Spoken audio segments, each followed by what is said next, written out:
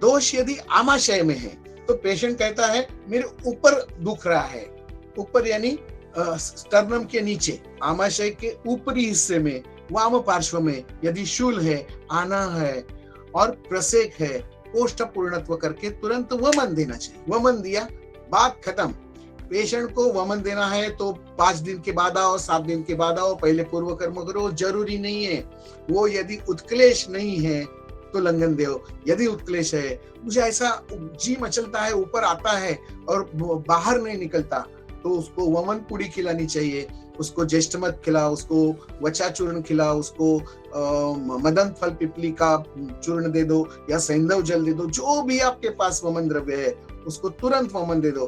Patient आगे की अवस्था में नहीं जाएगा, दोष जो कोष्ठ में है वो शाखे में नहीं चली जाएंगे। यदि पच्चमाना अवस्था में है तो दाह होगा, विरेचन होगा, तुरंत रक्त मोक्षण करो। 18 नंबर निडल दो, उसको पूछे बगैर, उसका नाम भी नहीं पूछना है, वो बोल रहा है कि मेरा पूरे शरीर में अंगार जैसा लगता है, तो बोलो उसको लेटाओ, बीपी एपरेटस का कप बांधो हाथ पे और क्यूबाइटल फोसा से 100 और 150 ml रक्त मोक्षण करवाओ, तुरंत आराम मिलता है। बाद में उसका फॉर्म वगैरह भरना है वो बाद में करो, चिकित्सा पहले शुरू हो जानी चाहिए।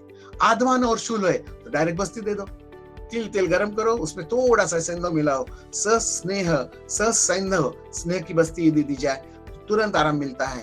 दर्द कौन सा भी होने दो, चाहे वो पार्श्वशूल हो, चाहे कुक्षिशूल हो, चाहे कॉन्स्टिपेशन हो, चाहे अर्श हो, चाहे कौन शिरशूल हो, बस्ती दे के बहुत अच्छा काम करता है।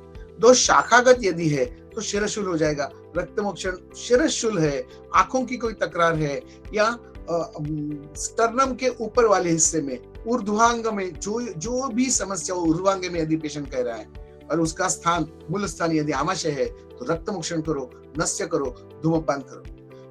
उत्कृष्ट और अनुत्कृष्ट अवस्था आपको देखनी है और उसी हिसाब से आपको चिकित्सा निर्णय लेना है।